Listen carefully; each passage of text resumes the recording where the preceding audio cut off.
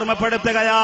ഞാൻ പ്രസംഗിക്കുന്നത് അല്ലാഹ് സ്വീകരിക്കണമെന്ന നിയ്യത്ത് മനസ്സിൽ വെച്ചുകൊണ്ടാ ജുമയ്ക്ക് വേണ്ടി വെള്ളക്കടവ് പള്ളിയിൽ പോകുന്നത്, അതുപോലെ സ്വതക്കകൾ ചെയ്യുന്നത്, പാവപ്പെട്ടവരെ സഹായിക്കുന്നത്, ദിക്ർ ചൊല്ലുന്നത് എല്ലാം അല്ലാഹുവേ എന്റെ അമലുകൾ സ്വീകരിക്കണമെന്ന.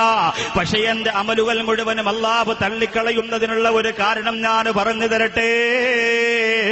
ചെറിയങ്കീഴുള്ള എന്റെ വീട്ടിന്റെ അകത്ത് കഴിഞ്ഞുകൂടുന്ന എന്റെ പ്രസവിച്ച എന്റെ ഉമ്മ, എന്നെ ഓമനിച്ച എന്റെ ഉമ്മ, എനിക്ക് മുലപ്പാല് തന്ന എന്റെ ഉമ്മ, എന്നെ തോളത്ത് വെച്ചിട്ട് താരാട്ടുപാടി എന്റെ ഉമ്മ, എനിക്ക് പനി വരുമ്പോ ഉറങ്ങാൻ കഴിയാതെ തോളത്ത് വെച്ചുകൊണ്ട് ഹോസ്പിറ്റലിലേക്ക് പൊട്ടിക്കരഞ്ഞു കൊണ്ടുപോയി എന്റെ പ്രിയപ്പെട്ട ഉമ്മ, ഞാൻ ഭക്ഷണം കഴിച്ചില്ലെങ്കിൽ ഒരു വകയും കഴിക്കാറ് എന്നെ മാറോട് ചേർത്ത് വെച്ചുകൊണ്ട് ഉറങ്ങാറ് ഉറക്കം നടിച്ച എന്റെ പ്രിയപ്പെട്ട ഉമ്മ, ഇന്നും എനിക്ക് വേണ്ടി ദുആ ചെയ്യുന്ന ഉമ്മ, ആ പ്രിയപ്പെട്ട ഉമ്മയുടെ മനസ്സ് ഞാൻ വേദനിപ്പിച്ചിട്ടുണ്ടോ? ആ ഉമ്മയെ ഞാൻ കരയിപ്പിച്ചിട്ടുണ്ടോ?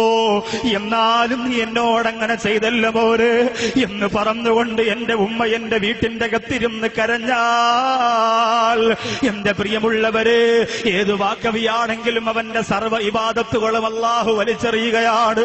അവന്റെ സുജൂദുകളെ അല്ലാഹു കബറടക്കുകയാണ്.